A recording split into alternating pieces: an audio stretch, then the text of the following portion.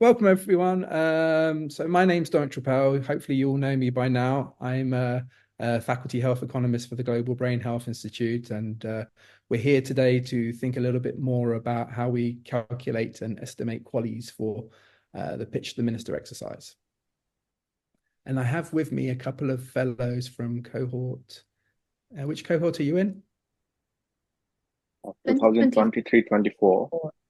Right, 23, 24. Okay, so maybe you could just take a moment, introduce yourselves so that future fellows will know who you are. Hi, I am Natalia. I am a neurologist from Chile. Hi, I am Umesh Bogati. I am geriatrician from Nepal.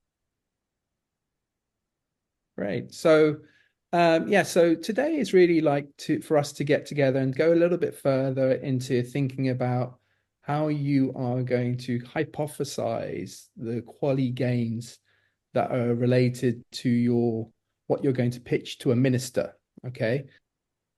So we could have, for example, an idea of using, I don't know, pharmacological treatment like donepezil or memantine for a group of older adults in early stages of cognitive problems that are diagnosed with Alzheimer's disease, for example.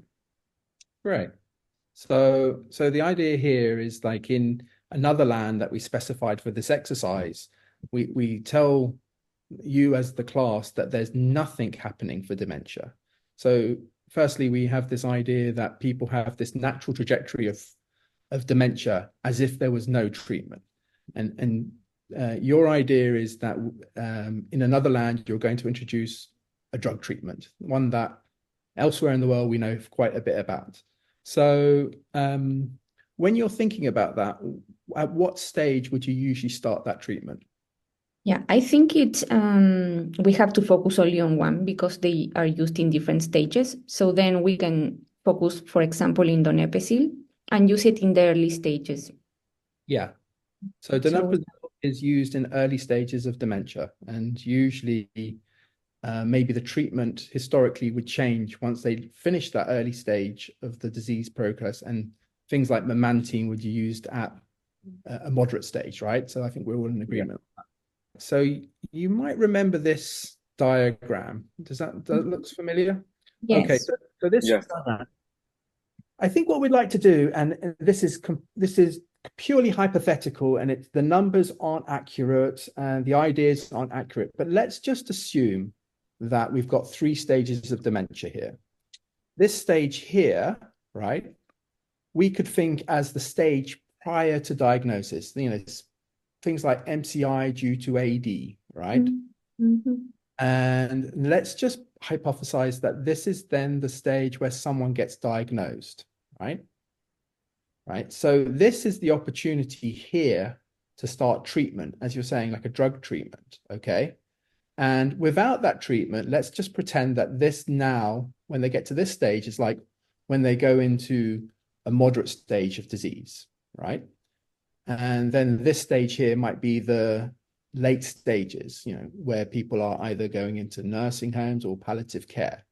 Okay, so we've got classic stages of MCI, mild, moderate, and severe. Okay, so if you're saying that the drug treatment should be started at this stage, tell me, what do you think the benefits will be? So just to have a little bit more slow progression, so we wouldn't see anything of improvement, but we would see maybe that that the progression would be a little bit slower in some kind of, like, for instance, in some measurements, like in the ADAS-Cog, when you evaluate memory, praxis, etc., then you can see a small difference of points between how the people without treatment progress and the people with treatment progress. So at the end, we wouldn't see any improvement, but Yeah, also I expect like the patient will have the maintenance of functional status and functional capacity. We expect if there is no medications, there might be drastic change in their quality of life, but we try to maintain their quality of life as long as possible with the treatment, maybe also. Great. Okay, good. So let's put that into the context. So first thing that Natalia, you're saying is we don't expect that treatment in dementia, at least in 2024, will cause this idea that the person's health-related quality of life will improve and they go back to normal, right? So that's what would happen with a QALY. And that might happen in other disease areas, but unfortunately not in dementia as we speak. So what you're describing is a situation whereby a person's trajectory of the disease is slowed down. So how that might look, for example, if we're just thinking in discrete stages, maybe the mild or early stage of dementia just lasts longer, right? And we would look at the literature to work out, is that true or not? But let's just hypothesize for a moment. This is what we see. So they just stay in this early stage of dementia a bit longer. And that might last for a certain amount of time, which we can kind of, again, look at studies and they may tell us a little bit about that. And then after that effect has happened, we know with dazonipril that that's only really effective in the early stages. And then after that, if they don't switch treatments, they probably go back to the same trajectory. So let me just draw that in a different way. So let's imagine it goes a nice long progress, and then they have a decline, and then this kind of this stage of moderates is about the same length, and the stage of the final stages of disease are the same length, right? So then that would give you an idea that there was an extension for the early stage. And then so if you were calculating or hypothesizing your QALY, this would be the gain over what they would get without treatment. Now, this is very heroic looking at it on here because it looks like there's this massive gain. And in actual fact, the gains may be much more modest. It may be something that looks a little bit more like they just get this, right? And then everything else is kind of similar. So then your QALY gain would be these things, right? Does that make sense? Does that make sense? So the benefits. And donepezil also can be used in mild cognitive impairment. Right. Yeah. So again, okay, so you might extend that a little bit forward for me. If you wanted to make your argument about this, you might say, well, there is some gain here as well. And then you might add them up. Does that help you now to kind of formulate how you would describe this QALY? Yes, yes. So yeah, you've had my interpretation of it. What would be your approach to this? So I think it would have been very similar, and then just to look in the literature if there's any evidence regarding, for instance, donepezil and QALYs. And I was just looking and I found an article that says that treatment was associated with 0.13 QALYs gain per patient. And actually, they made a calculation of how much money they saved. So there is literature that we could use to kind of have the idea of what's the proportion of benefit, maybe, something like that. Yeah, no, that's great. I mean, reading around the literature, like that's what we would do as health economists as well. We would, if we want to make a good hypothesis, we'd try and ground it in the previous evidence. And if you found a 0.13 or maybe 13, 0.1, it might even be 0.013. That sounds more like the kind of benefits we see. But 13 is like 13% of a full year of life is gained, which sounds high. But if you found evidence on that, you could use that as a basis to say that's the basis of my hypothesis, because if you found the evidence, you don't need to necessarily go as far as what I've shown you. You've just found the evidence, and what you may do is say, well, we assume that the population like this study can be generalized to another land, or for argument's sake to your countries. Yeah. And then as potential future research, you say, maybe we can make that generalization for the sake of starting the conversation. But if you, as the minister who's holding the money is uncomfortable with that, you can pay us and we will do the study and we will actually tell you what the gain is within our own specific country. And that would be good for all of us. Yay. Yeah. Okay. Umesh, do you have any questions? No, like I am, it's really clear because I think this showed us like how we can, like with this help of this QALY and the resources and this data, how we can simplify it and make the people understand who are in the position who can change, or like the ministers, like we can clarify like in the simplified version how much quality of life they can gain, or like how the disease takes time to go into from this mild cognitive impairment to the severe impairment. So it will help us understand and make clear to our pitch, I think. Thank you.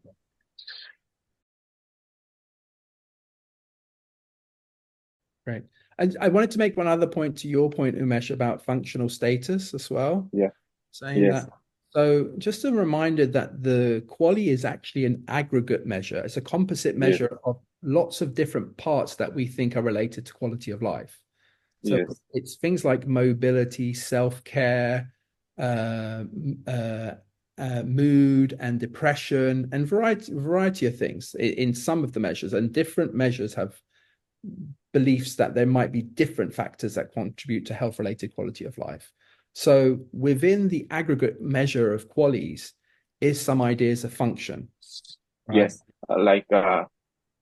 you please. Yeah, but I suppose the difference here is that the idea is a QALY is a QALY is a QALY. There's a literature on this, is to say for the person who has to make decisions about healthcare, they only want to know what produces the most health. And it might be one day the most health is produced by the new novel treatment for dementia. Maybe next week, there's another study that says, well, the most health is now we're able to produce a lot more health for heart disease, or maybe it's for something that prevents people having amputations of their legs, right? And so a QALY is a QALY in all of those things. So they aggregate in this idea of different clinically important things into something that's relatable across the whole health system. Hence, that's why the minister is interested in the QALY gains and not but as someone who's clinical, you might want to explain to them underlying this is changes in functional status, which is very important for people living with dementia. They lose their function, their ability, but this is, and then you might show them some clinical effectiveness information as well as this kind of QALY from the cost effectiveness. Yes, thank you. I understood it. Like I also wanted to mean that sometimes the ministers or the people in the position may not understand those terminologies. So how we can simplify it to make them understand the importance of the treatment. Right. Well, I think that's why we do this exercise. Given the safety of GBHI, you get to practice this with nice people like Jim and myself, and then when you're in front of a real minister in the future, you've dealt with all our silly questions, so you'll be able to easily deal with theirs. Thank you.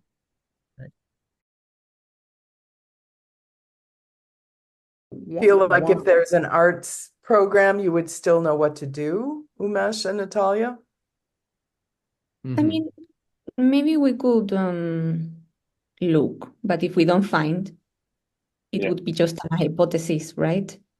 Right. So I was in a hospital with one of our former fellows who was doing an arts intervention, right? And when we think about QALYs, we're always thinking about days, weeks, months, years.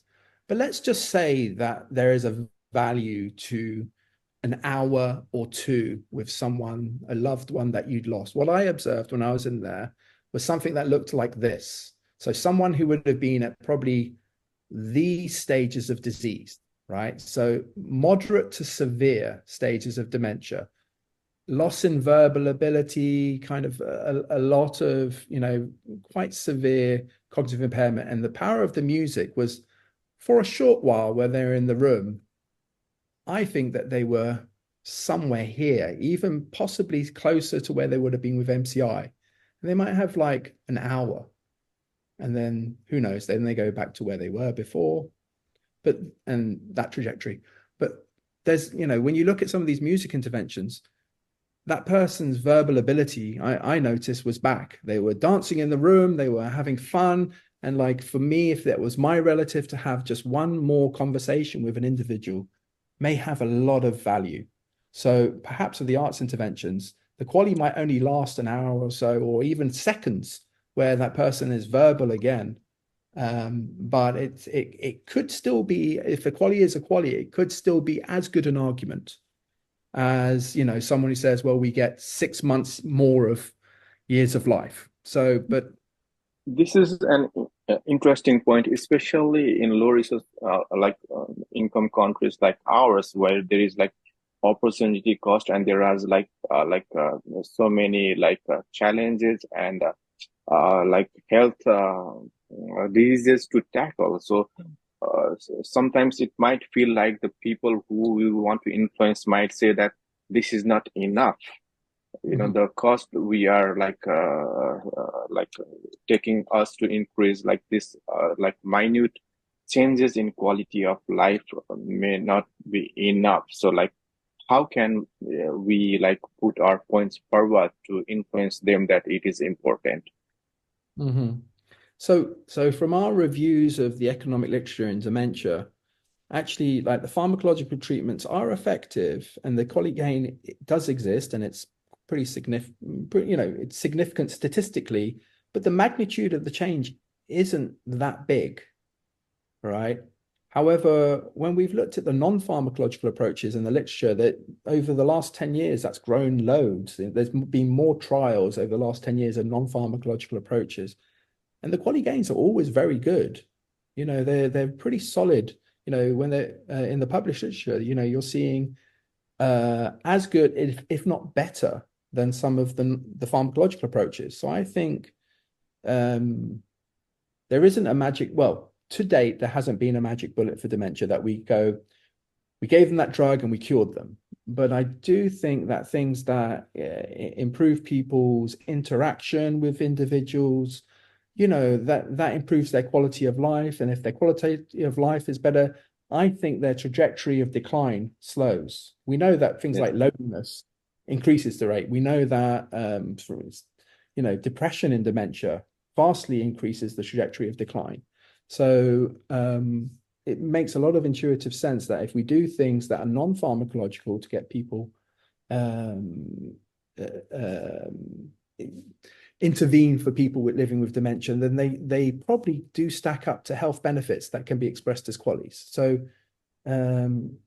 it's a very reasonable thing to say that we could take, say, evidence that we know from drug literature and say, we expect that this non-pharmacological approach or this arts intervention may be as good, if not better, and then use the same kind of approach to hypothesize where the QALY gains may be, right? And there might also be these wonderful little windows of time where we do see a massive improvement for a very short duration. It's not sustained, but it may be very meaningful to people, and that might be where the arts could be justified.